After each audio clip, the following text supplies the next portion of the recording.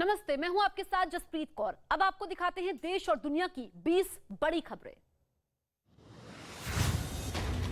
तुर्की में लगातार तीसरे दिन भूकंप के झटके महसूस किए गए। 3 दिन पहले आए भूकंप में मरने वालों का आंकड़ा बढ़ता जा रहा है।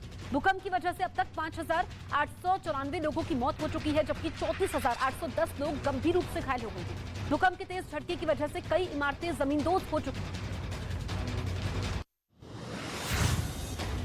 तुर्की में तबाही के बीच रेस्क्यू ऑपरेशन अभी भी जारी है। राहत बचाव के लिए 60,000 से ज्यादा लोग जुटे हुए हैं। पीड़ितों की मदद के लिए दूसरे देशों से लोग पहुंच रहे हैं। विदेशों से करीब 3,000 से ज्यादा वॉलंटियर तुर्की में लोगों को खाने पीने की चीजें मुहैया करवा रहे हैं। इसके साथ ही जरूरतमंदों को मेडिकल सुविधा भी दी जा रही है।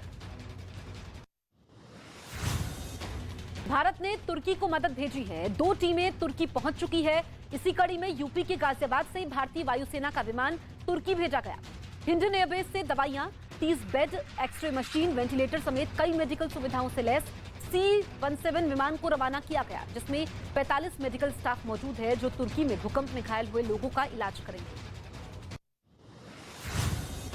पाकिस्तान के पीएम शहबाज शरीफ अब तुर्की नहीं जाएंगे। तुर्की सरकार ने शहबाज शरीफ का दौरा रद्द करने की गुजारिश की है। तुर्की ने कहा कि भूकंप आने की वजह से हर तरफ तबाही मची है, जिसमें सरकार राहत और बचाव कार्य में व्यस्त है। बताया गया कि शहबाज शरीफ के साथ विदेश मंत्री बिलावल भुट्टो जरदारी भी तुर्की का दौरा करने वाले थे।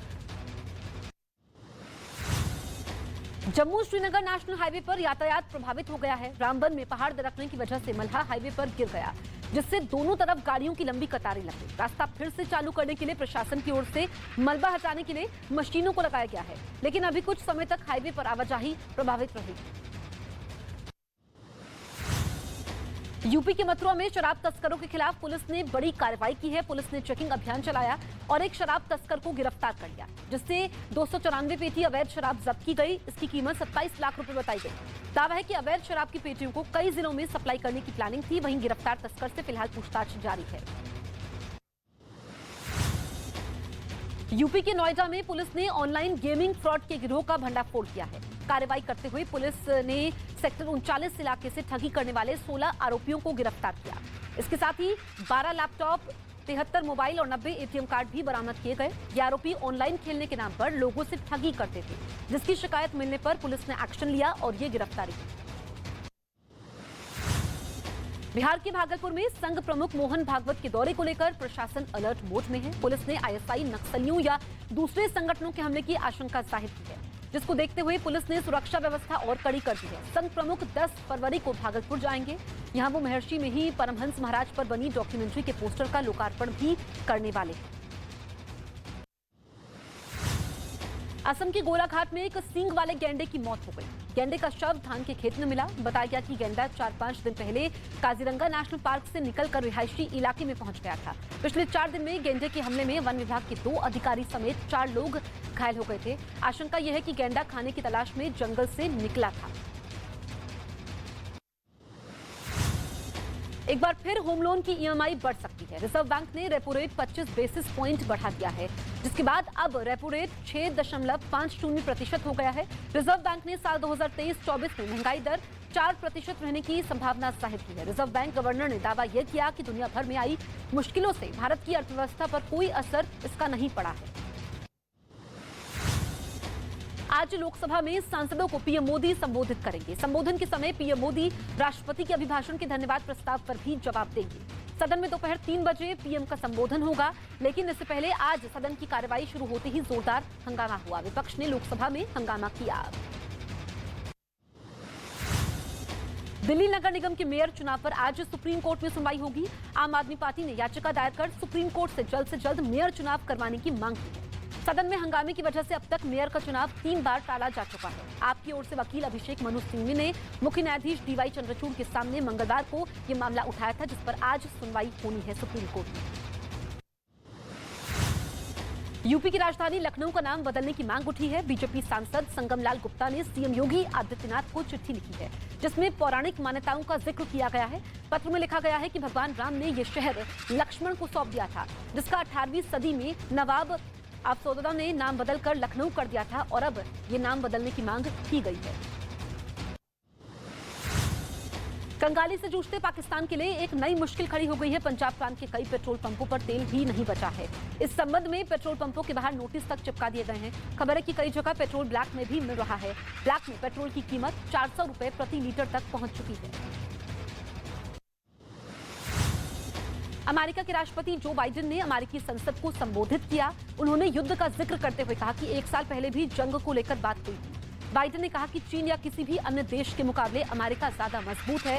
जो बाइडेन ने माना कि यूक्रेन पर रूस का हमला दुनिया के लिए एक कठिन परीक्षा की तरह है और उन्होंने अपने संबोधन में अमेरिका की मजबूती की बात कही। उत्तर कोरिया के तानाशाह किम जोंग उन की बेटी एक बार फिर से सार्वजनिक तौर पर दिखाई दी। उत्तर कोरिया की राजधानी प्योंगयांग में सेना के 75वें फाउंडेशन डे के मौके पर कार्यक्रम का आयोजन किया गया, जिसमें किम जोंग उन की पत्नी और बेटी भी शामिल हुई। किम जोंग उन के परिवार की तस्वीरें सरकारी मीडिया की ओर से जारी भी की गई हैं, जिसमें उनकी बेटी नजर आई सार्वजनिक तौर पर। फ्रांस की राजधानी पेरिस की सड़कों पर पुलिस और प्रदर्शनकारियों के बीच झड़प हुई। पुलिस ने प्रदर्शनकारियों को काबू करने के लिए आंसू गैस के गोले भी चलाए। बताया गया कि इस बीच 17 लोगों को गिरफ्तार भी किया गया। ये लोग सरकार के नए पेंशन प्लान का विरोध कर रहे हैं। पेरिस के अलावा फ्रांस के कुछ अन्य शहरों में भी ये प्रदर्शन किया गया, जिसकी तस्वीरें अब सामने आई। रूस के मॉस्को में जोरदार धमाका हुआ, जिसके बाद मौके पर अफरा तफरी मच गई। बताया गया कि 5 मंजिला इमारत में गैस लीकेज की वजह से विस्फोट हो गया, जिसमें 5 लोगों की मौत हो गई, जबकि कई लोग घायल हो गए। धमाके के बाद मची तबाही का वीडियो सामने आया है, जिसमें पूरी इमारत जमींदोज होती हुई नजर आई। विस्फोट की वजह से 5 लोगों की जान गई। दक्षिण अमेरिकी देश अर्जेंटीना में नेशनल पार्क में भीषण आग लग गई। पिछले 4 दिन से लगी आग में हजारों हेक्टेयर इलाके में पेड़ पौधों को भारी नुकसान पहुंचा है। इसके अलावा कई मकान भी प्रभावित हुए हैं। फायर फाइटर्स की टीम लगातार आग बुझाने की कोशिश में जुटी हुई है। हालांकि आग की वजह से अब तक किसी के घायल होने की खबर सामने नहीं आई है, लेकिन अभी तक आग बुझ नहीं पाई।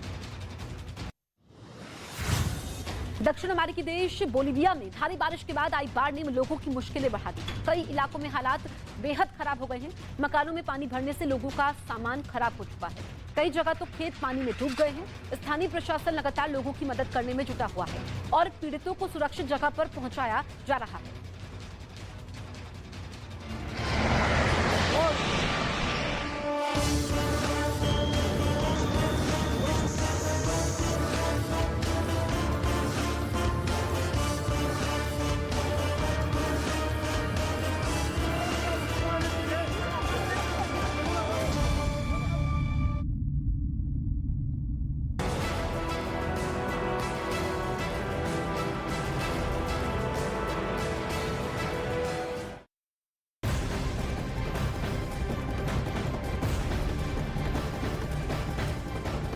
न्यूज़ 18 इंडिया की web series FIR number 208 streaming today.